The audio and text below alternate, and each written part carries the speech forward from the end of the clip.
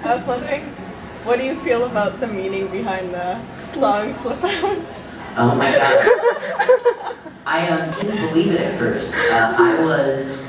Does anybody not know the origin of the words for the song Slip Out?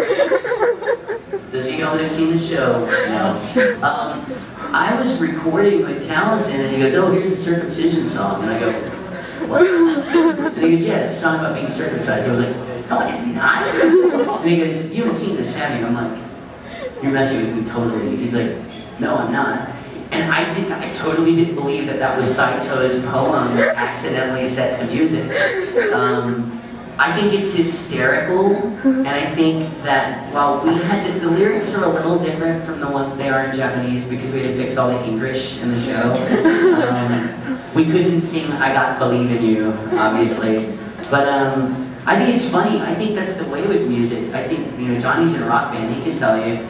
He can write a song that he thinks means one thing, and somebody's like, yeah, I love that song. It's about kicking your dog. You're like, no, it's about loving my, you know, my family, or whatever, you know. So, but yeah, that song. Did you know that's what the song is about? I didn't. It's very strange. Mr. Saito kind of ends up hooking up with Koyuki's teacher, our choir teacher, and they're about to go on vacation together, and he fumbles with this idea of whether or not he should be circumcised.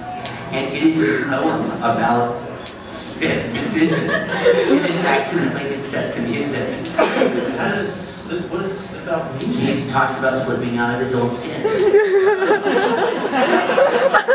That's why I didn't believe it. When Taliesin told me, I'm like, you're totally lying, you're messing with me, I don't believe you one bit.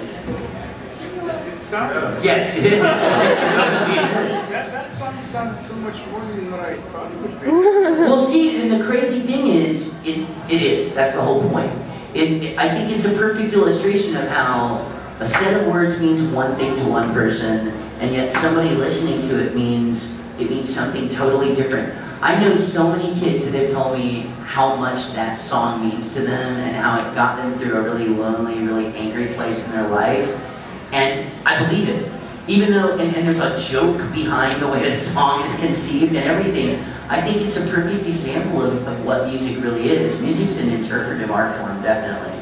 I think the people that originally heard Rammstein's Du hast never had any idea how gay that song really was. But in German, it sounds awesome. So, you know, I mean, I think that's one of those things that, like, while this song may have been about one thing, I have a friend that song is like his anthem. Like, he's like, this song means more to me than any song I've ever heard. And it's the thing that I appreciate the most about Beck is they didn't get people that kind of had an interest in music to write the music. They got rock bands to write all the music for the show.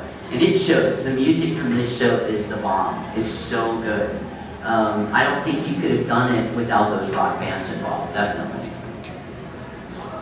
Yeah.